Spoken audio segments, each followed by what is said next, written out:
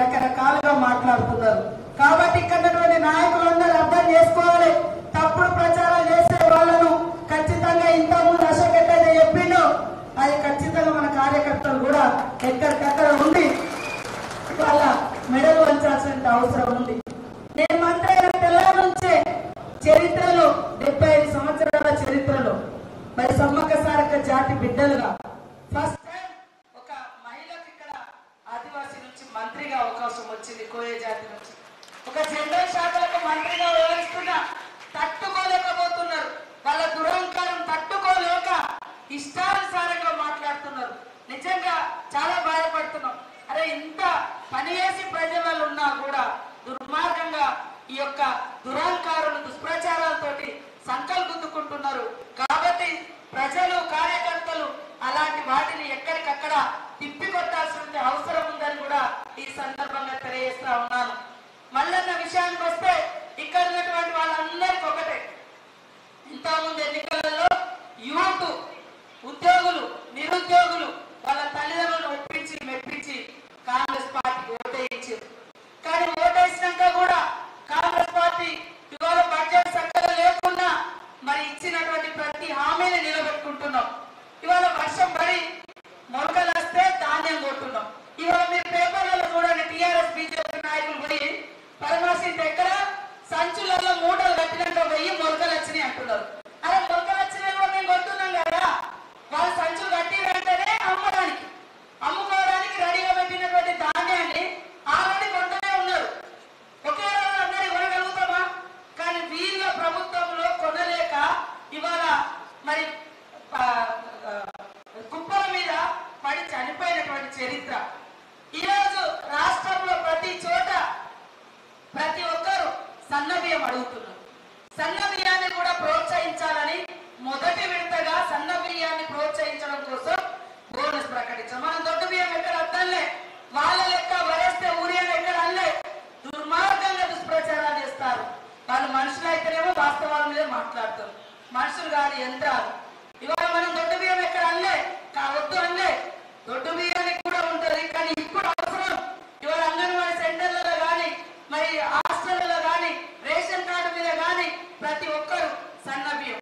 మన ఊళ్ళలో పోతే చూస్తేనేమో బియ్యం సన్నగా కనబడుతున్నాయి, వాటితో ఎట్లున్నాయి ముతక ఉన్నాయి ఈ టీఆర్ఎస్ పాలనలో.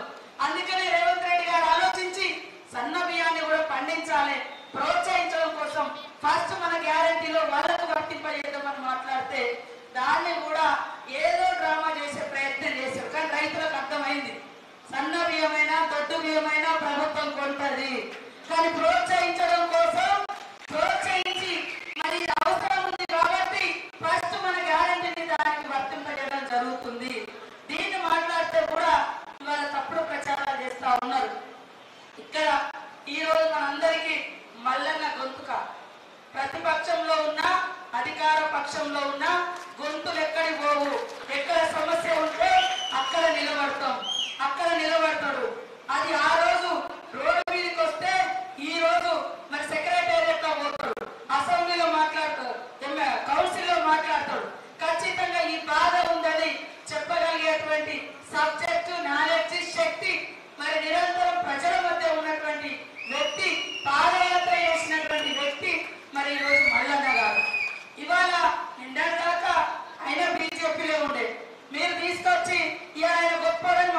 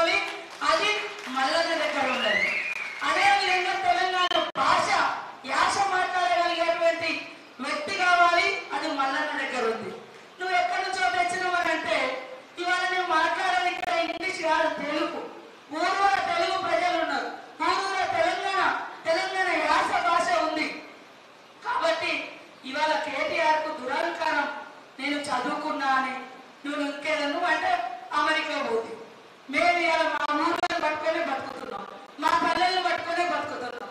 మా పల్లెల కష్టాలనే మేము తెలుసుకొని పరిష్కరించడం కోసం ప్రభుత్వం పనిచేస్తుంది. ఆ రోజు కనీసం దగ్గర కూడా మీలాంటి దగ్గరకు వస్తే అరెస్టులు చేయించినటువంటి చరిత్ర నిరుద్యోగులని, ఉద్యోగులను అరెస్టులు చేయించారు. ఈ రోజు సెక్రటేరియట్ లోకి ప్రతి ఒక్కరు కూడా పోయి ఉద్యోగులు నిరుద్యోగులు వాళ్ళ సమస్యల మీద కలిసి అటువంటి అవకాశం మరి రేవంత్ రెడ్డి గారి ప్రభుత్వం ఇచ్చింది, కాంగ్రెస్ ప్రభుత్వం ఇచ్చింది. కాబట్టి ఇక్కడ ఓటర్లు, అదే విధంగా ఓటర్లుగా ఉన్నటువంటి మీరు, మీ కొడుకులు బిడ్డలు ఎవరైతే ఉన్నారో మీరు వాళ్ళందరికీ మీ లిస్టు మీకు ఇస్తాం. ఈరోజు మండలాల వారీగా, గ్రామాల వారీగా ఈ మీటింగ్ అయిపోయినాక కూడా ఒక 10 నిమిషాలు మండలాల వారీగా గ్రౌండ్ టేబుల్ పెట్టుకుందాం. మల్లన్న గారు వెళ్ళినాక తర్వాత ఎవరెవరు ఎక్కడెక్కడ అనేది గుర్తు పెట్టుకొని వాళ్ళకు ఒప్పించి రేపు ఈ రోజు ఏ పని కావాలన్నా, ఊళ్ళలో పనులు కావాలన్నా, ఉద్యోగాలు కావాలన్నా, ఉద్యోగులకు ఈ 5-6 ఏళ్లలో 10 ఏళ్లలో కాంగ్రెస్ ఉన్నప్పుడు నెల తిరగక ముందు జీతం వచ్చేటప్పుడు, మళ్ళా ఫస్ట్ తారీఖు కాంగ్రెస్ వచ్చిన తర్వాత 10 ఏళ్ల కింద కాంగ్రెస్ ఉన్నప్పుడు ఫస్ట్ తారీఖే జీతం పడేది. ఈ 10 ఏళ్ళు కేసీఆర్ మర్చిపోయాడు. మళ్ళా ఇన్నాళ్ళు కాంగ్రెస్ వచ్చిన తర్వాత మళ్ళా ఇప్పుడు ఫస్ట్ తారీఖు జీతాలు వేస్తున్నాం. మరి వచ్చి రాగానే 34,000 ఉద్యోగాలు, అంగన్వాడీలను కూడా ప్రమోట్ చేసినాం. ఇంకా 9,000 అంగన్వాడీ ఉద్యోగాలు ఉన్నాయి, అవి వస్తాయి. జాబ్ క్యాలెండర్ కూడా వస్తుంది. పిల్లలకు చెప్పండి, ఈ రోజు కాంగ్రెస్ ఇచ్చిన మాట ప్రకారం ప్రతిది కూడా అమలు చేస్తా అంటే బీఆర్ఎస్ నాయకులకు బెంబేలెత్తిపోయి నిద్ర పట్టక అధికారం పోయిందనేటువంటి అసహనంతో అమాకులు పేవాకులు పేలుస్తున్నారు. కొంతమంది వంగ మాదిగలను పెట్టుకొని, మరి కొంతమంది వాగుడుకాయలను పెట్టుకొని ఏముండదన్నా పుట్టినే మరి ఒక సబ్జెక్ట్ అని ఉందా, లేక ఆయన లెక్క ఏమన్నా ఓ 10 మందికి సహాయం చేసిరా, సర్వీస్ చేసిరా, హెల్ప్ చేసిరా, ఏమీ లేదు. కుదరగొట్టడమే వాళ్ళ పని. అలాంటి వాళ్ళు ఖచ్చితంగా తప్పుడు మాటలు మాట్లాడేటోళ్ళు ప్రజల ఆగ్రహానికి గురిగాక తప్పదు.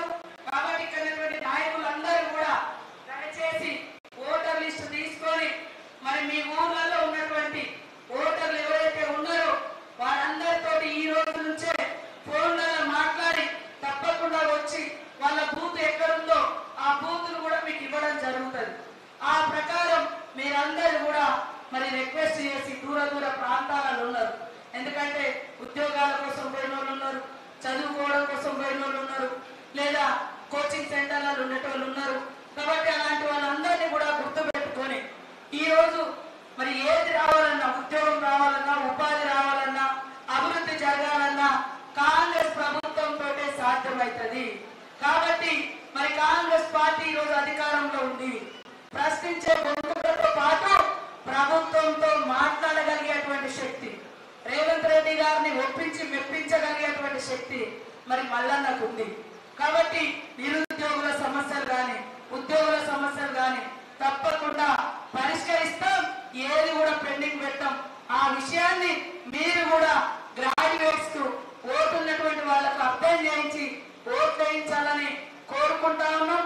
27వ తారీఖు నాడు ఒక అంటే ఇంతకు ముందు లెక్క ఈవీఎంలు ఉండవు, డబ్బాలు ఉండవు. మరి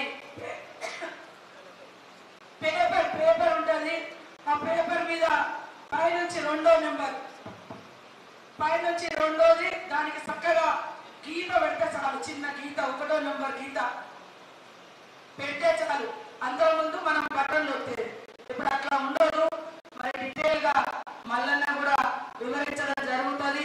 దయచేసి ప్రతి ఒక్క నాయకుడు, ప్రతి ఒక్క యువకుడు, ప్రతి ఒక్క తల్లి తండ్రి మీ పిల్లలకు అర్థం చేయించి ఖచ్చితంగా మల్లన్న ఇప్పటికి 3వసారి పాపం, ఈసారి 3వసారి ఖచ్చితంగా భారీ మెజార్టీ తోటి మరి కౌన్సిల్లో ఎమ్మెల్సీ ఉండే విధంగా అందరూ కష్టపడాలని పేరు పేరున కోరుకుంటూ అందరికీ నమస్కారాలు, ధన్యవాదాలు. మరి తెలియజేస్తూ కాంగ్రెస్. ఇప్పుడు